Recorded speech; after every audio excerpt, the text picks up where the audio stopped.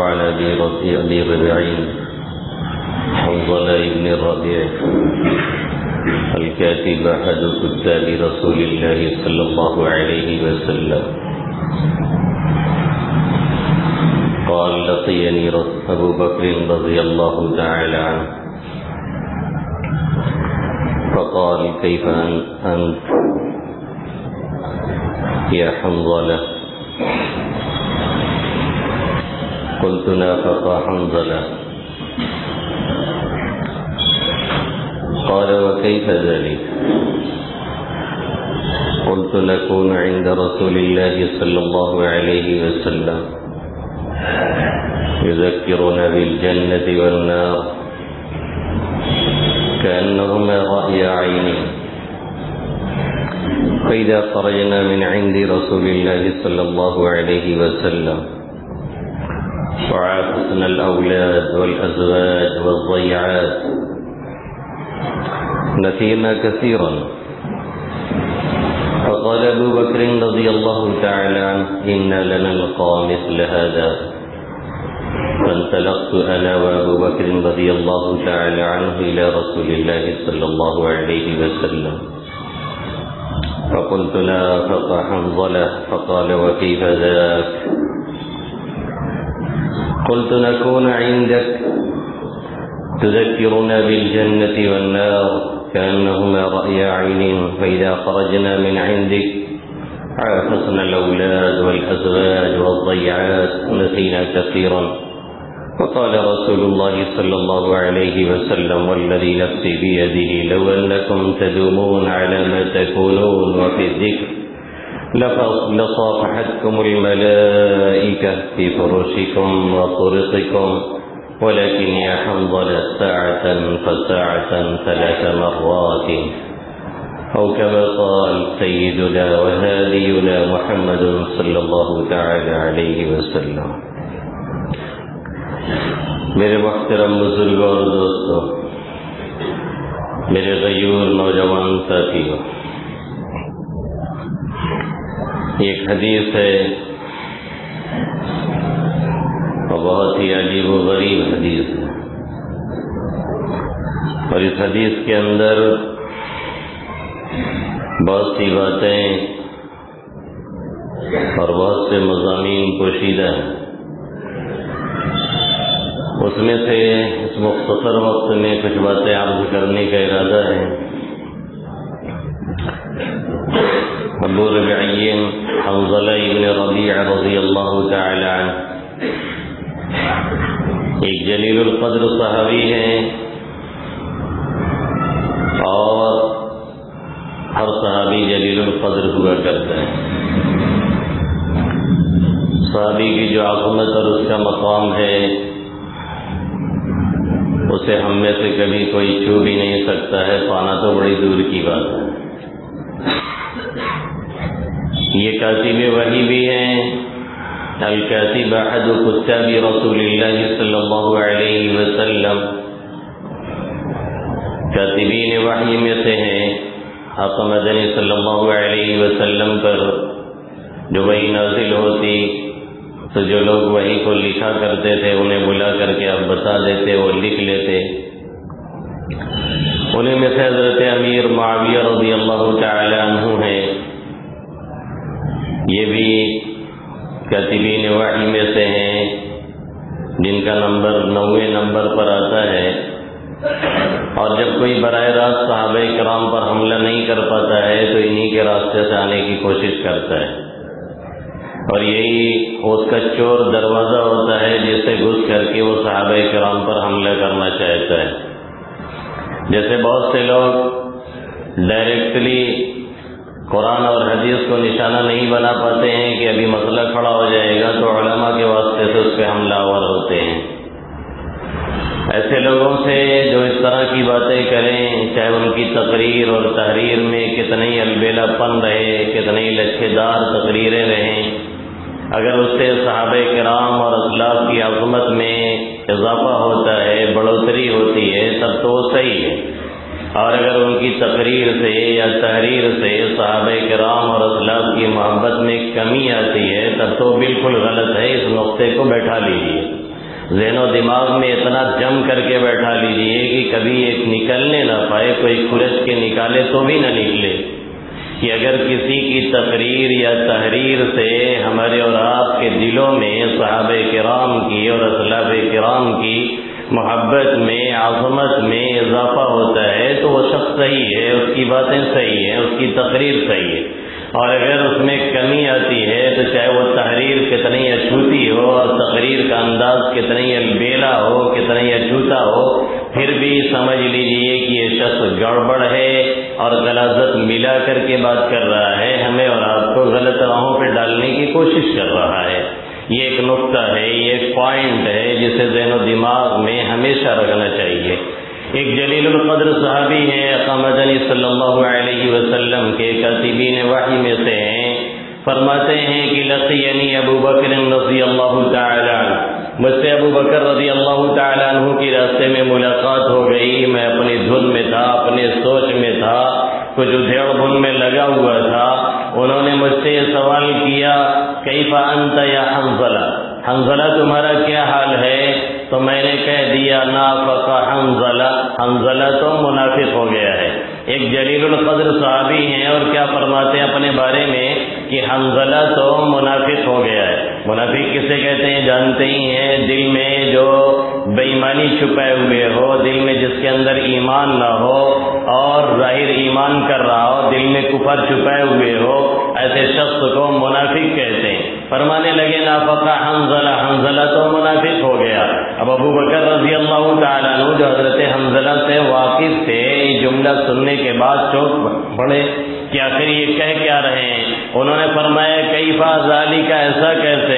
انہوں نے کہا کہ اذا نکون عند رسول اللہ صلی اللہ علیہ وسلم، جب ہم اللہ کے حبیب صلی اللہ علیہ وسلم کے دربار میں ہوتے ہیں، آپ کے در اقدس پہ ہوتے ہیں، آپ کی محفل میں، مجلس میں ہوتے ہیں، یذکرنا بالجنت والنار، آقا مدنی صلی اللہ علیہ وسلم جنت و جہنم کا تذکرہ کرتے ہیں، کبھی ترغیب دلاتے ہیں، کبھی ترغیب ہوتی ہے، کبھی جنت کی خوشخبری سناتے ہیں، کبھی جہنم سے ڈراتے ہیں، اس طرح کی باتیں کرتے ہیں تو کأنہما رأی عین، ایسا لگتا ہے کہ جنت اور جہنم دونوں ہمارے سامنے، ہماری نگاہوں کے سامنے محسوس ہوتی ہیں، لگتا ہے کہ ہم اسے دیکھ رہے ہیں۔ جنت میں جانے کی ایک عجیب سی امنگ ہوتی ہے، ایک تمنا ہوتی ہے، ایک خواہش ہوتی ہے، جہنم سے بچنے کی ایک زبردست فکر موج مار رہی ہوتی ہے دل دماغ میں۔ یہ آقا مدنی صلی اللہ علیہ وسلم کی محفل میں ہوتا ہے، لیکن جب ہم وہاں سے نکلتے ہیں وعافسنا الاولاد والازواج والضیعات، ہم بیوی بچوں میں جاتے ہیں، کھیتی باڑی میں جاتے ہیں، اپنی تجارت میں جاتے ہیں، ملازمت میں جاتے ہیں اور بیوی بچوں سے ملتے جلتے ہیں، تو پھر ہماری یہ کیفیت نہیں رہ جاتی ہے نسینا کثیرا، بہت سی باتیں ذہن سے نکل جاتی ہیں، دل کی وہ کیفیت جو حضور اقدس صلی اللہ علیہ وسلم کی محفل میں تھی، مجلس میں تھی، وہ باقی نہیں رہتی ہے۔ تو اسی کو تو منافقت کہتے ہیں، ظاہر کچھ ہے، باطن کچھ ہے، اندر کچھ ہے، اوپر کچھ ہے۔ اسی لیے میں نے کہا کہ نافق حنظلہ، حنظلہ تو منافق ہو گیا ہے۔ سوچنے کی بات ہے، غور کرنے کا مقام ہے۔ ایک صحابی ہیں، ایک جلیل القدر صحابی ہیں، نماز کی بھی پابندی ہے، روزے کی بھی پابندی ہے، زکوٰۃ کی بھی پابندی ہے، تہجد کی بھی پابندی ہے، ذکر کی بھی پابندی ہے، تلاوت کی بھی پابندی ہے، کوئی گناہ بھی نہیں سرزد ہو رہا ہے۔ کسی صحابی سے بائی چانس سرزد بھی ہوا، انہوں نے ایسی توبہ کی کہ ہمیں اور آپ کو اگر اس کا ایک چھیٹا بھی مل جائے تو ہمارا اور آپ کا بھی کام بن جائے، پھر بھی انہیں اپنے بارے میں فکر ہو رہی ہے۔ نافق حنظلہ، ہمارا اور آپ کا حال کیا ہے کہ نماز بھی چھوٹ رہی ہے، جماعت بھی جا رہی ہے، رمضان کے روزے بھی نہیں ہیں، زکوٰۃ بھی صحیح سے نہیں دی جا رہی ہے، ذکر و تلاوت تو چھوڑ دیجئے، قرآن کا حال یہ ہے کہ اس پہ ایک ایک انچ گرد جمی ہوئی ہے، ہمارے گھروں میں جو رکھے ہوئے ہیں ہاتھ نہیں لگایا جا رہا ہے۔ ہماری مسجدوں کا حال یہ ہے کہ جن مسجدوں میں قرآن رکھے رہتے ہیں، جو عام مساجد ہیں، وہاں جا کر کے میں چیلنج کے ساتھ کہتا ہوں کہ ہاتھ رکھ دیجئے تو اسے دھلنے کی ضرورت پڑے گی، ہاتھ اتنا گندا ہو جائے گا، اتنی گرد لگ جائے گی۔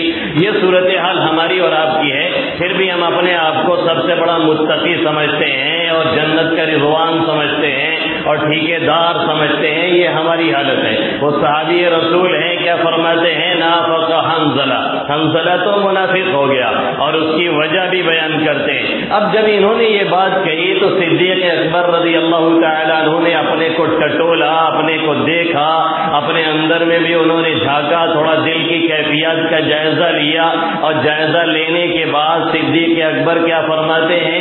انا لنلقى مثل هذا، ہمیں بھی تو ایسے ہی فیلنگ ہوتی ہے، ہمیں بھی تو ایسے ہی احساس ہوتا ہے، ہمیں بھی تو ایسے ہی لگتا ہے جیسے آپ کو لگتا ہے۔ ہم بھی جب وہاں رہتے ہیں تو دل کی کیفیت کچھ اور ہوتی ہے، اور جب وہاں سے نکلتے ہیں تو دل کی کیفیت کچھ اور ہوتی ہے۔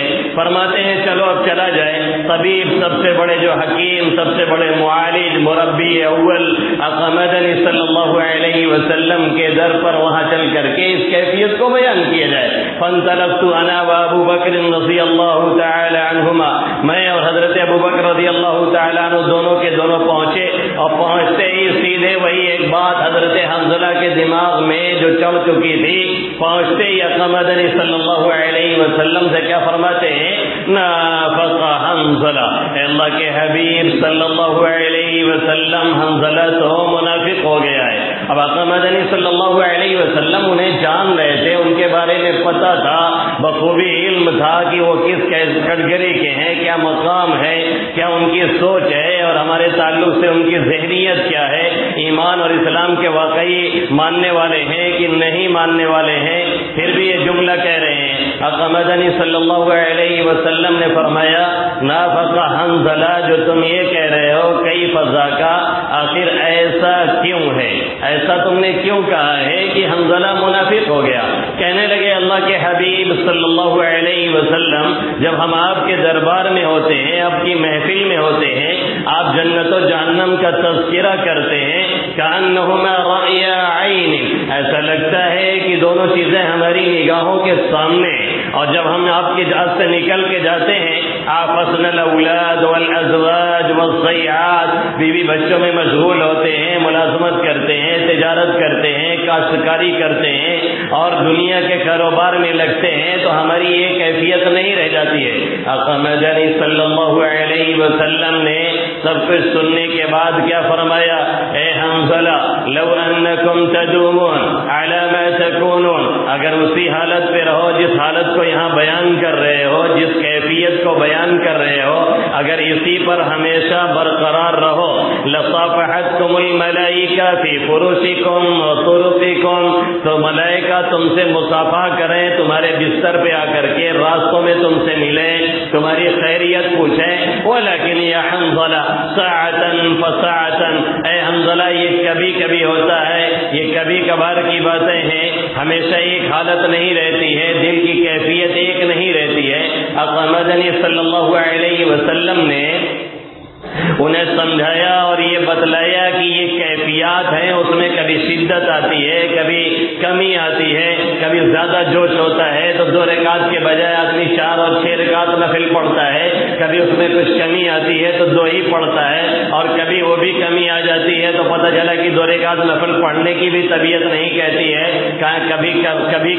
کبھی ہنی کا ہنا اور کبھی مٹھی بھر چنا اور کبھی وہ بھی منا، یہ کیفیات ہوتی ہیں، سب چلتا رہتا ہے۔ یہ مقصود نہیں ہے، مقصد یہ ہے کہ کر کیا رہے ہیں، مقصد یہ ہے کہ کس انداز کے اعمال ہیں، مقصد یہ ہے کہ سنت کے مطابق ہے کہ نہیں ہے، یہ دیکھنا ہے۔ یہ کیفیات میں شدت اور اٹھا پٹک لگا رہتا ہے، یہ کیفیات مطلوب اور مقصود نہیں ہے۔ آقا مدنی صلی اللہ علیہ وسلم نے یہ کہہ کر کے حضرت حنظلہ رضی اللہ تعالی عنہ کو آپ صلی اللہ علیہ وسلم نے سمجھانے کی کوشش کی، اور یہ بتلایا اور یہ سمجھایا کہ یہ کیفیات شریعت میں مقصود نہیں ہے، مطلوب نہیں ہے، اصل مقصد عمل ہے۔ اب یہاں دیکھنے کی بات ہے اور غور کرنے کی بات ہے۔ میں نے شروع ہی میں کہا باتیں تو اس حدیث سے بہت نکلتی ہیں، لیکن 2-3 باتیں عرض کرنے کی ہیں۔ دیکھنے کی بات یہ ہے کہ حضرت حنظلہ رضی اللہ تعالیٰ عنہ کو جو منافقت کا شبہ پیدا ہوا تو کسی دوسرے کے بارے میں نہیں، کسی تیسرے کے بارے میں نہیں، پہلے اپنے بارے میں پیدا ہوا۔ یہ صحابہ کرام کو ہر آن اپنے بارے میں کھٹک لگی رہتی تھی، ایک خلیص ایک چبھن ان کے اندر رہتی تھی کہ ہمارے عمل صحیح ہے کہ نہیں صحیح ہے، ہم جو کر رہے ہیں ٹھیک ہے یا غلط ہے، آقا مدنی صلی اللہ علیہ وسلم کے بتلائے ہوئے طریقے کے مطابق ہے کہ نہیں ہے، جنت تک جائے گا کہ نہیں لے کر کے، یا جہنم میں چلے جائیں گے۔ اسی خلیص کا نام، اسی چبھن کا نام تقوی الہی ہے جو صحابہ کرام کو حاصل تھا۔ مشکل یہ ہے کہ انہیں یہ چبھن ہے، انہیں یہ فکر ہے، انہیں یہ لگن ہے کہ ہمارے اندر یہ کیفیت جو ہے کم ہو رہی ہے، زیادہ ہو رہی ہے، یہ تو منافقت کی علامت لگ رہی ہے۔ ہر صحابی کا معاملہ یہی ہے۔ عمر فاروق کو لیجیے، صدیق اکبر جیسا آدمی جس کا مقام آقا مدنی صلی اللہ علیہ وسلم کے بعد سب سے بڑھ کر ہے، جو سب سے افضل ہیں بعد الانبیاء، وہ بھی آ گئے اور کہنے لگے کہ ہماری بھی یہی کیفیت ہے۔ ان کو یہ فکر لگی کسی دوسرے کے بارے میں نہیں، اور ہماری اور آپ کی حالت یہ ہے، فلاں خائن ہے، فلاں کافر ہے، فلاں ڈاکو ہے، فلاں چوک ہے، فلاں بدماش ہے، فلاں یہ ہے، فلاں وہ ہے، ہر وقت دوسرے پہ انگلی لگی رہتی ہے۔ کبھی پلٹ کر کے ہم یہ نہیں دیکھتے ہیں کہ ہماری حالت کیا ہے، کبھی پلٹ کر کے ہم یہ نہیں دیکھتے ہیں کہ ہم کیا کر رہے ہیں۔ مولانا صاحب ایسا کرتے ہیں، مفتی صاحب ایسا کرتے ہیں، مقرر صاحب ایسا کرتے ہیں، مبلغ صاحب ایسا کرتے ہیں، ڈاکٹر صاحب ایسا کرتے ہیں، تاجر صاحب ایسا کرتے ہیں، فلانے ایسا کرتے ہیں، ڈمکانے ایسا کرتے ہیں، سب کچھ کر رہے ہیں۔ ہم کیا کر رہے ہیں؟ کبھی اپنے من میں بھی ڈوب کر دیکھ لیا کریں، کبھی اپنے گریبان میں بھی جھانکا کریں۔ جھانکنے کی سب سے اچھی جگہ اپنا گریبان ہے، اس میں دیکھیں کہ ہماری کیا کیفیات ہیں، ہمارے اعمال کیا ہیں، ہماری کنڈیشن کیا ہے۔ سب کا تو گریباں سی ڈالا، اپنے ہی گریباں بھول گئے، سب کا تو مداوا کر ڈالا، اپنا ہی مداوا کر نہ سکے، سب کے علاج میں لگے ہیں، اپنے علاج سے غافل ہیں، سب کے گریبان کو سی رہے ہیں، چاک ہے رفو کر رہے ہیں، اپنا گریبان پھٹا ہوا ہے، اس کو نہیں دیکھ رہے ہیں۔ یہ ہماری اور آپ کی حالت ہے۔ حضرت حنظلہ رضی اللہ تعالی عنہ نے کیا فرمایا کہ نافق حنظلہ، یہی نہیں کہ صرف آپ کی یہ کیفیت ہے، صدیق اکبر کا معاملہ یہی ہے، عمر فاروق کا معاملہ یہی ہے، عثمان غنی کا معاملہ یہی ہے، علی مرتضیٰ کا معاملہ یہی ہے، عام صحابہ کرام رضوان اللہ تعالی علیہم اجمعین کا معاملہ یہی ہے۔ اسی کو کہتے ہیں تقوی الہی۔ ہر وقت یہ خلیص، یہ چبھن، یہ فکر دل دماغ میں لگی رہے کہ جو کر رہے ہیں وہ ٹھیک ہے کہ نہیں ہے۔ جو زندہ دل ہوتے ہیں وہ اپنا جائزہ لیتے ہیں، جو زندہ قومیں ہوتی ہیں وہ اپنی خامیوں کو دیکھتی ہیں اور اسے دور کرنے کی فکر کرتی ہیں، اور جو مردہ دل لوگ ہوتے ہیں، مردہ قومیں ہوتی ہیں، وہ سب ٹھیک ہے کہہ کر کے چلتے رہتے ہیں اور نقصان اٹھاتے رہتے ہیں۔ پہلی بات تو اس حدیث سے یہ معلوم ہے، اور دوسری بات آقا مدنی صلی اللہ علیہ وسلم کے فرمان کے بعد، آپ صلی اللہ علیہ وسلم کے کہنے کے بعد دوسری بات یہ سمجھ میں آئی کہ مقصود دل کی کیفیات نہیں ہے، مقصود دل کے احساسات نہیں ہے۔ مقصد یہ نہیں ہے کہ ہم ذکر کریں تو ہمارا ایک ایک وضو کلمہ پڑھنے لگے، مقصد یہ نہیں ہے کہ ہم بیٹھ کر کے سبحان اللہ اور الا اللہ یا کچھ ایسے وظیفے پڑھیں تو لوگ ہم کو دیکھ نہ سکیں، لوگوں کی نگاہوں سے ہم غائب ہو جائیں، یہ مقصد نہیں ہے۔ مقصد یہ ہے کہ عمل کیا جائے، مقصد یہ ہے کہ سنت کے مطابق آقا مدنی صلی اللہ علیہ وسلم نے جو طریقہ بتلایا ہے اس طریقے کو فالو کیا جائے، اخلاص کے ساتھ اس پر عمل کیا جائے۔ آپ صلی اللہ علیہ وسلم نے بالکل صاف لفظوں میں یہ بتلا دیا کہ اصل مقصد دل کی کیفیات نہیں ہے، اصل مقصد یہ نہیں ہے کہ دل کی کیفیات کیا ہے، اصل یہ دیکھنا ہے کہ ہمارے اعمال کیسے ہیں، اصل یہ دیکھنا ہے کہ ہمارے اعمال شریعت کے مطابق ہیں کہ نہیں ہیں، اصل یہ دیکھنا ہے کہ دل ہمارا اللہ کے لیے کام کر رہا ہے کہ غیر اللہ کے لیے کام کر رہا ہے۔ پھر اس کے نتیجے میں ہمارے اوپر کوئی کیفیت طاری ہو رہی ہے نہیں ہو رہی ہے، اس سے کوئی بات نہیں ہے۔ تیسری بات جو اس حدیث سے معلوم ہوتی ہے، یہ اس واقعہ سے معلوم ہوتی ہے، بعض لوگوں نے یہ سمجھا کہ آقا مدنی صلی اللہ علیہ وسلم نے جو یہ فرمایا کہ یہ کبھی کبھی ہوتا ہے، اگر ہمیشہ یہی حالت رہے تو فرشتے تم سے ملنے لگیں گے، مصافحہ کریں گے، تمہارے بستر پہ آ کر کے تم سے ملیں گے، راستے میں مصافحہ کریں گے، اس بات کو سن کر کے بعض لوگوں کو یہ دھوکہ لگ گیا کہ کامل حالت یہ ہے کہ فرشتے آ کر کے ملیں، کامل حالت یہ ہے کہ فرشتوں سے مصافحہ ہو۔ بعض لوگوں نے یہ سمجھ لیا کہ انسان اتنا مستغرق ہو جائے، کیفیات میں اتنا ڈوب جائے کہ فرشتوں سے ملاقات ہونے لگے، اس دنیا میں نہ رہے، کسی دوسری دنیا میں چلا جائے۔ یہ بعض لوگوں نے سمجھا ہے اور یہ سمجھا کہ یہی حالت سب سے بہتر ہے، اور سمجھا کہ جو دوسری والی حالت ہے وہ ناقص ہے۔ دارالعلوم دیوبند کے صدر مدرس اول مولانا یعقوب نانوتوی علیہ الرحمہ نے فرمایا یہ جن لوگوں نے سمجھا ہے بالکل غلط سمجھا ہے، یہ مطلب اس جملے کا ہے ہی نہیں، بلکہ اللہ کے حبیب صلی اللہ علیہ وسلم یہ سمجھانا چاہ رہے ہیں، آقا مدنی صلی اللہ علیہ وسلم یہ بتلانا چاہ رہے ہیں کہ یہ کیفیات مطلوب اور مقصود نہیں، اصل مقصد عمل ہے۔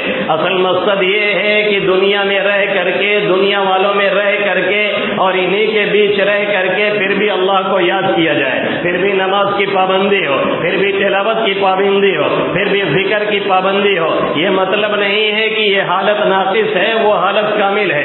اگر یہ مطلب ہو تو پھر صدیق اکبر بھی اسی میں ہیں، وہ بھی کہہ رہے ہیں نافقہ حنظلہ، تو کیا نعوذ باللہ صدیق اکبر کی حالت ناقص تھی؟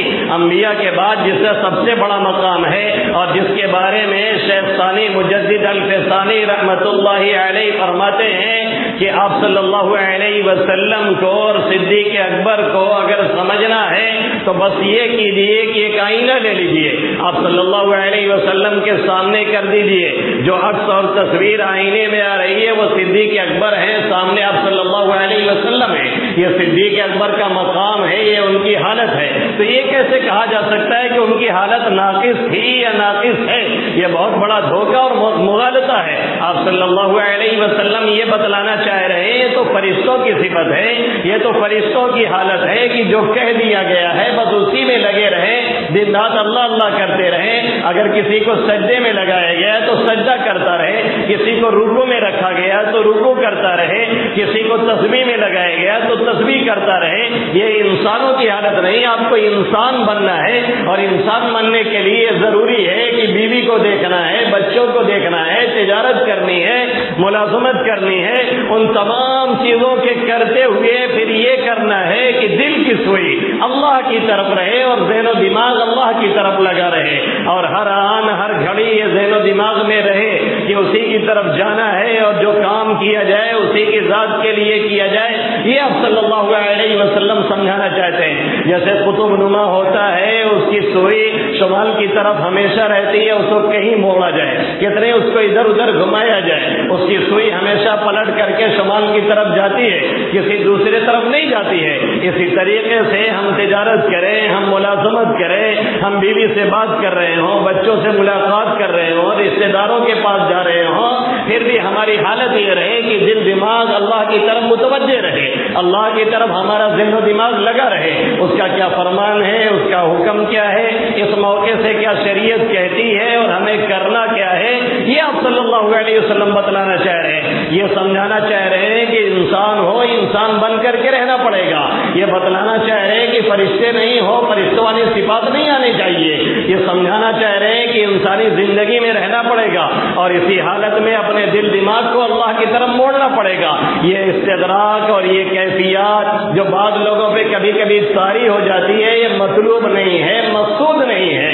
جیسے مولانا شیخ عبد القدوس گنگوہی رحمۃ اللہ علیہ، ایک مرتبہ ان کے لڑکے آئے اور انہیں سلام کیا، یہ ذکر اور دعا میں اتنا مست تھے کہ اپنے لڑکے ہی کو نہیں پہچان سکے۔ پوچھا کون؟ انہوں نے فرمایا آپ کے فلاں لڑکے ہیں۔ کہا میں پہچان نہیں پا رہا ہوں۔ وہ واپس چلے گئے، سمجھ گئے کہ ابھی یہ مستغرق ہیں، اللہ کی یاد میں بالکل ڈوبے ہوئے ہیں۔ یہ ایک کیفیت ہے جو مطلوب نہیں ہے۔ کلام المغلوب یطویٰ ولا یرویٰ، جو مغلوب الحال لوگ ہیں ان کی باتوں کو، ان کے حوال کو لپیٹ کے رکھا جائے گا، اس کی اتباع نہیں کی جائے گی۔ اتباع ہمیشہ شریعت کی جائے گی، سنت کی جائے گی۔ آقا مدنی صلی اللہ علیہ وسلم نے جو طریقہ دیا ہے اس کی جائے گی۔ یہ چیزیں مطلوب نہیں ہیں۔ بعض لوگ ہوتے ہیں تھوڑا سا جذب کی حالت میں، بعض بزرگان دین پہ غلبہ طاری ہو جاتا ہے، وہ مغلوب ہو جاتے ہیں۔ ایک لنگی کا ایک کونا جونپور جا رہا ہے، دوسرا شاگن جا رہا ہے، ٹوپی کا ایک کونا ادھر جا رہا ہے، دوسرا ادھر جا رہا ہے۔ یہ شریعت میں مطلوب نہیں ہے۔ شریعت بتلا رہی ہے کہ ہمیں ترتیب سے رہنا ہے، انتظام سے رہنا ہے، آقا مدنی صلی اللہ علیہ وسلم کی سنت کو فالو کرنا ہے. یہ آپ صلی اللہ علیہ وسلم نے اس حدیث کے ذریعے سے سکھلایا ہے اور بتلایا ہے اور سمجھایا ہے, اور یہ سمجھانے کی کوشش کی ہے کہ اسی دنیا میں رہنا پڑے گا, سب کچھ کرنا پڑے گا. ہاں, دل کی سوئی ہمیشہ متوجہ اللہ رہے, ذکر جاری رہے, تلاوت جاری رہے, استغفار جاری رہے, کلمہ چلتا رہے, درود چلتا رہے, تاکہ اللہ سے ایک کنیکشن بنا رہے, ایک تعلق بنا رہے. اور ذہن و دماغ میں ہمیشہ یہ رہے کہ اس دنیا یہ آخری منزل نہیں ہے, بلکہ اسے چھوڑ کر کے ہمیں اور آپ کو آخرت میں جانا ہے, جس کو کہتے ہیں نسبت اللہ, جس کو کہتے ہیں نسبت باطنی. جب یہ مستقل کیفیت چلتی ہے تو اللہ سے ایک خاص تعلق ہو جاتا ہے. پھر انسان بیوی بچوں میں رہتا ہے, پھر بھی ذہن میں رہتا ہے کہ اللہ دیکھ رہا ہے. پھر انسان تجارت کرتا ہے, پھر بھی ذہن میں رہتا ہے کہ اللہ نگرانی کر رہا ہے. پھر بھی انسان بیوی بچوں میں جا کر کے بات کرتا ہے, پھر بھی یہ سمجھتا ہے کہ ہم اللہ کے راڈار پہ ہیں, سب کچھ ریکارڈ ہو رہا ہے. جیسے اللہ کے حبیب صلی اللہ علیہ وسلم کبھی بیوی بچوں سے دل لگی کر رہے ہیں, کبھی اہلیہ کے ساتھ دوڑ رہے ہیں, کبھی جنگ میں جا رہے ہیں, کبھی صحابہ کرام سے بات کر رہے ہیں, کبھی کسی مہمان کی ضیافت کر رہے ہیں, کبھی ولیمہ میں شرکت کر رہے ہیں, کبھی کسی کی عیادت کر رہے ہیں, کبھی کسی جنازے میں جا رہے ہیں. سب کچھ اس دنیا کے اندر کرتے ہوئے دکھلا رہے ہیں, بتلا رہے ہیں, یہ سمجھا رہے ہیں کہ دل کی کیفیات کو یہ مقصد نہیں ہے, مقصد یہ ہے کہ شریعت کیا کہہ رہی ہے اسے فالو کیا جائے, اس پر عمل کیا جائے. دل کی کیفیات کس طرف ہیں, کس رخ ہیں, اس کے پھیر میں, اس کے چکر میں ہمیں اور آپ کو پڑھنے کی ضرورت نہیں ہے. بہت سے لوگ یہ سمجھتے ہیں کہ جب بار بار ذکر کیا جائے گا, بار بار اللہ کو یاد کیا جائے گا, بار بار اس طرح سے ذکر وغیرہ کیا جائے گا تو ہمارے ایک جوڑ الگ ہو کر کے وہ بھی اللہ اللہ بولے گا. بعض لوگ یہ سمجھتے ہیں کہ جب ہم لوگ بار بار اللہ کو یاد کریں گے, تلاوت کریں گے, ذکر کریں گے تو مشاہدہ والی کیفیت حاصل ہو جائے گی. اور بیچارے مشاہدہ کا مطلب یہ سمجھتے ہیں کہ ہمیں اللہ کا دیدار ہوگا. اس دنیا میں رہتے ہوئے کسی کو بھی اللہ کا دیدار نہیں ہو سکتا ہے. حضرت موسیٰ علی نبینا علیہ الصلاۃ والسلام نے کیا فرمایا تھا؟ ربی ارینی انظر الیک, اے میرے مولا مجھے دکھا, میں تجھے دیکھنا چاہتا ہوں. اللہ نے فرمایا کہ مجھے تو نہیں دیکھ سکتے ہو, ہاں میں تجلی کرتا ہوں پہاڑ پہ, ذرا اسے دیکھو کیا کیفیت ہوتی ہے. فلما تجلی ربہ للجبل جعلہ دکا وخر موسیٰ صعقا, جیسے ہی اللہ کی تجلی پہاڑ پہ ہوئی, پہاڑ ریزہ ریزہ ہو گیا, حضرت موسیٰ بے ہوش ہو کر کے گر پڑے. اس دنیا میں کوئی بھی اللہ کا مشاہدہ نہیں کر سکتا ہے. مشاہدہ کا مطلب یہ ہے کہ ذہن و دماغ اللہ کے ساتھ وابستہ ہو جائے, اور ذہن و دماغ میں یہ کیفیت بیٹھ جائے کہ میرا رب دیکھ رہا ہے, اور ہر حال میں یہ سوچتا رہے, فکر کرتا رہے کہ جو کچھ کر رہے ہیں واقع مدنی صلی اللہ علیہ وسلم کے لائی ہوئی شریعت کے مطابق ہے کہ نہیں ہے. آپ صلی اللہ علیہ وسلم نے جو کچھ بتایا ہے اس کے مطابق صحیح چل رہے ہیں کہ نہیں صحیح چل رہے ہیں. جس کو مولانا روم فرماتے ہیں اندری را می خراشو می تراش تا دمے آخر دمے غافل مباش. اسے ادھیڑ بن میں لگے رہو, ہمیشہ جانچتے رہو, پرکھتے رہو, دل کو دیکھتے رہو, اخلاص کو ٹٹوٹتے رہو, اعمال کو دیکھتے رہو, کس سمت میں چل رہے ہو پتہ لگاتے رہو. مرتے دم تک غافل نہیں ہونا ہے, مطمئن ہو کر کے نہیں بیٹھنا ہے, شیطان کے حملوں سے مطمئن نہیں ہونا ہے. یہ مقصد ہے, مقصد کیفیات نہیں ہے, مقصد جذبات نہیں ہے. جیسے ہمارے اور آپ کے اوپر اگر کوئی غم طاری ہو جاتا ہے, بڑی مشکل یہ ہے کہ رات کے ایک بیان میں ایک مکھی گھس گئی تھی حلق میں, اس کو بڑی محنت سے نکالا گیا ہے اور اس کی وجہ سے اب گلا چل نہیں رہا ہے. پھر 3 بجے آئے ہیں, 3:45 بجے سوئے ہیں, 1.5 گھنٹہ سو کر کے کتنا بولے.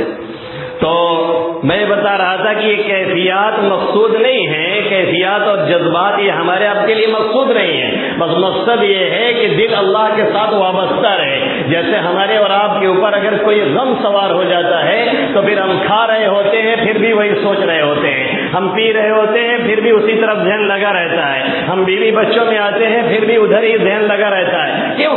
اس لیے کہ اس غم نے ہمارے دل و دماغ پر دستک دے رکھی ہے اور چھایا ہوا ہے. اسی طریقے سے کوئی خوشی آ جاتی ہے تو ہم کہیں بھی رہیں وہ خوشی ہمارے پیچھا نہیں چھوڑتی ہے، ہر وقت ذہن اسی طرف جاتا رہتا ہے. یہی مقصد ہے، اسی کو تصوف کہتے ہیں، اسی کو نسبت کہتے ہیں، اسی کو طریقت کہتے ہیں، اسی کو نسبت باطنی کہتے ہیں. طریقت کا مطلب، تصوف کا مطلب الٹے لٹک کر کے عبارت کرنا نہیں ہے. طریقت اور تصوف کا مطلب ہی یہی ہے کہ سنت کے مطابق اور شریعت کے مطابق جو کام ہمیں اور آپ کو بتلائے گئے ہیں اس کو اسی انداز سے کیا جائے اور اللہ واسطے کیا جائے، اور اس کے بعد کیفیات ملے نہ ملے اس کی طرف کوئی توجہ نہ رہے. یہ حدیث ہمیں اور آپ کو یہ پیغام دیتی ہے. حضرت حنظلہ کے جو جواب میں آقا مدنی صلی اللہ علیہ وسلم فرما رہے ہیں لو انکم تدومون علی ما تکونون لصافحتکم الملائکہ فی فروشکم و طرقکم. اگر تم اسی حالت پر رہو جس حالت کا تذکرہ کرتے ہو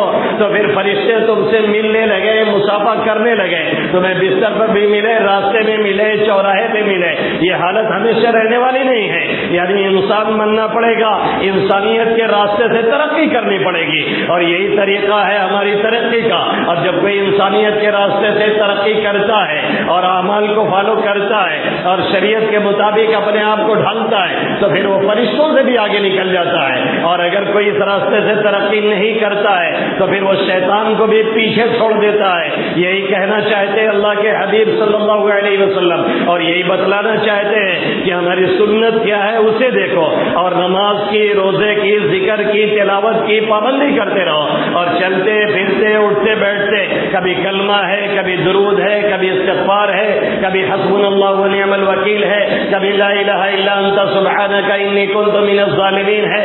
دل نہ ساتھ دے تب بھی زبان چلاتے رہو چلاتے رہو. آہستہ آہستہ دل پہ اترے گا، پھر دل سپورٹ کرے گا، پھر دل دماغ دونوں اللہ کو یاد کرنے لگیں گے. پھر وہی بندہ دیکھنے میں ایک انسان نظر آئے گا لیکن وہ چلتا پھرتا ایک اللہ کا ولی ہوتا ہے جسے سمجھنا بھی آسان نہیں ہوتا ہے. جب وہ اس دنیا سے گزرتا ہے تب احساس ہوتا ہے، تب پتہ چلتا ہے کہ کوئی اللہ والا ہمارے بیچ میں تھا، وہ چلا گیا ہے. یہی طریقہ ہے اللہ والا بننے کا، اور دوسرا کوئی طریقہ ہمارے پاس نہیں ہے. اور یہ حدیث بھی یہی بتلاتی ہے کہ یہی طریقہ ہے دینداری اختیار کرنے کا، اور یہی طریقہ ہے نیک بننے کا، دوسرا کوئی طریقہ نہیں ہے. اگر کوئی اور طریقہ سمجھتا ہے تو یہ اس کی گمراہی ہے، غلطی ہے، اور وہ دھوکے میں پڑا ہے. اسے اپنے دھوکے سے باز آنا چاہیے. اللہ رب العزت مجھے بھی ان باتوں پہ عمل کی توفیق نصیب فرمائے اور دین کی صحیح سمجھ نصیب فرمائے.